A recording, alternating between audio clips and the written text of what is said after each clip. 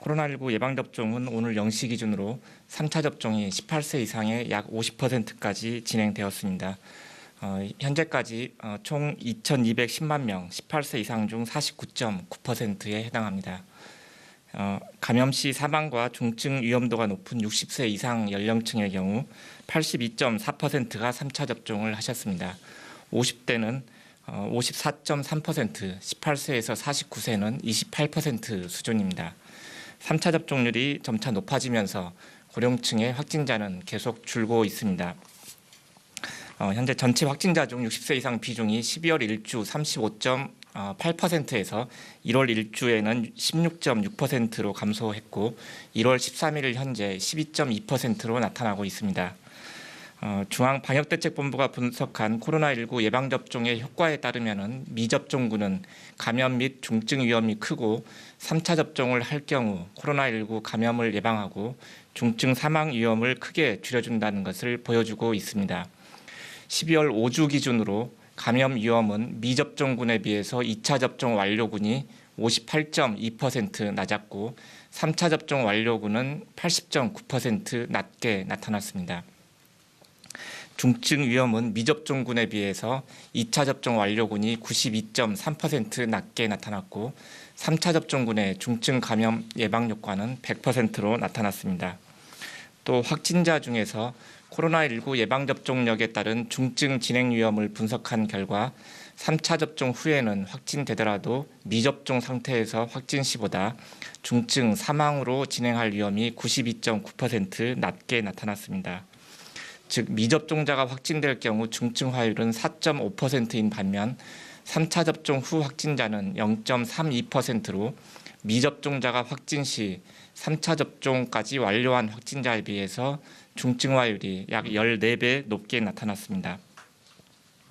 12월 5주차 12세 이상 확진자 25,759명 중 미접종자가 27%를 차지하고 있고 위중증 환자의 64.4%, 사망자의 88.2%가 미접종자였습니다. 이처럼 그동안의 실제 접종 결과의 분석을 통해서 백신 접종의 효과가 뚜렷하게 나타난다는 점을 감안해서 아직 3차 접종을 받지 않은 분들은 2차 접종 후에 3개월이 지났으면 미루지 말고 신속하게 접종을 받아주시기 바랍니다. 1월에는 지난 10월까지 2차 접종을 받았던 18세에서 59세 연령층 중심으로 3차 접종이 진행되고 있습니다. 사회활동이 가장 활발한 계층이라서 감염에 노출되거나 전파 가능성이 높고 특히 전파력이 강한 오미크론 변이가 확산세에 있는 상황임을 고려할 때 신속한 접종이 필요합니다. 3차 접종 대상은 사전 예약 누리집을 통해서 예약을 하시고 가까운 의료기관에서 접종을 받아주시기 바랍니다. 만약 3차 접종을 예약한 후에 예약한 날짜에 접종을 받지 못했다면 잔여 백신으로 당일 접종하거나 의료기관에 직접 연락해서 예약을 취소한 후에 누리집을 통해서 다시 예약하실 수 있습니다. 최근에 외국인 확진자 발생 비중이 2주 연속 증가세를 보이고 있습니다. 국내 체류 외국인도 우리 국민과 동일하게 3차 접종을 받을 수 있습니다. 등록 외국인은 사전 예약 누리집을 통해서 미등록 외국인도 보건소에서 발급받은 임시관리번호를 통해서 의료기관이나 보건소에서 접종을 하실 수 있습니다. 불법 체류자라도 예방접종으로 인한 불이익은 없기 때문에 적극적으로 3차 접종에 참여할 수 있도록 협조하여 주시기 바랍니다. 청소년 접종은 접종률이 꾸준히 오르고 있어 1차 78%, 2차 63%가 접종을 받았습니다.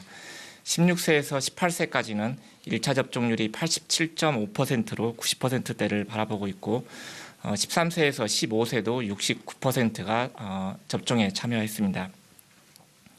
올해 12세가 되는 2010년생은 지난주부터 사전 예약이 그리고 이번 주부터 접종이 진행되고 있습니다. 현재 2010년 1월, 2월생이 예약이 가능하고 생일이 지나면 접종이 가능합니다. 다음은 해외 입국 확진자 증가에 따른 해외 유입 관리 강화 조치에 대해서 말씀드리겠습니다. 최근에 해외 유입 확진자가 증가세에 있으며 오미크론 변이 국내 검출률도 증가세에 있어 정부는 해외 유입 관리 강화 조치를 실시합니다. 우선 모든 입국자에 대해서 자차 또는 방역 교통망 이용이 의무화됩니다. 둘째로 입국자에 대한 사전 PCR 음성 확인서 제출 기준도 기존의 출국일 이전 72시간 검사 요건을 48시간으로 강화합니다. 셋째, 외국인 확진자 3명 이상이 탑승한 항공편에 대해서 일주일간 운항을 제한하는 탑승률 제한 조치를 지속 발동할 예정입니다.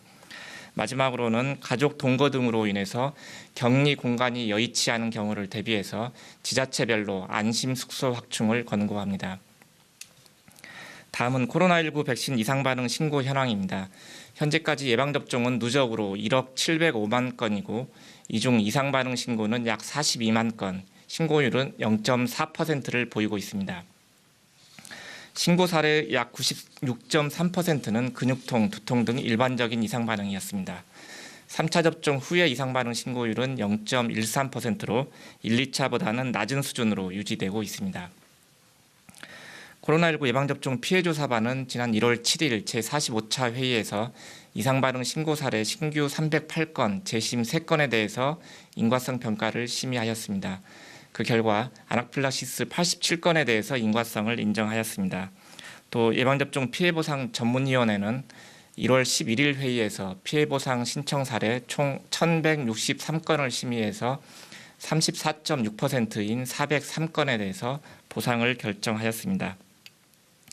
그 밖에도 예방접종과 인과성 근거가 불충분해서 보상에서 제외된 중증 또는 특별관심 이상 반응 환자에 대해서도 의료비 지원과 사망자 위로금을 지원하고 있습니다.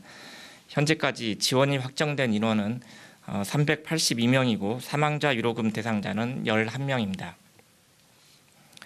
어제 식약처에서 노바백스 백신에 대한 품목 허가가 있었습니다. 기존의 국가 예방접종에서 접종 경험이 있는 유전자 재조합 방식으로 제조된 백신이고 보관이나 수송, 사용이 편리하다는 점, 그리고 현장에서 사용 가능한 백신 종류가 더 확대되었다는 의미가 있습니다.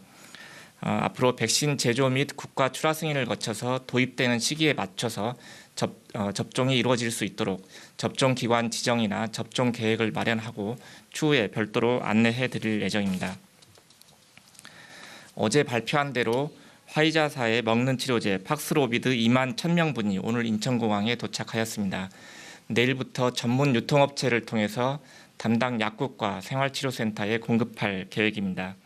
내일부터 치료제 투여가 시작됨에 따라서 의료진은 치료제 사용 지침에 따라서 투여 대상에게 적극적으로 치료제를 활용하고 환자들은 복용 중인 의약품과 질환을 의료인에게 알리고 복용 시 유의사항을 준수해 주시기 바랍니다. 치료제가 오미크론 변이에 대응하는 중요한 수단이지만은 예방접종을 통해서 코로나 감염과 중증 및 사망을 예방할 필요성은 여전히 크고 또 중요하다고 할 수 있습니다.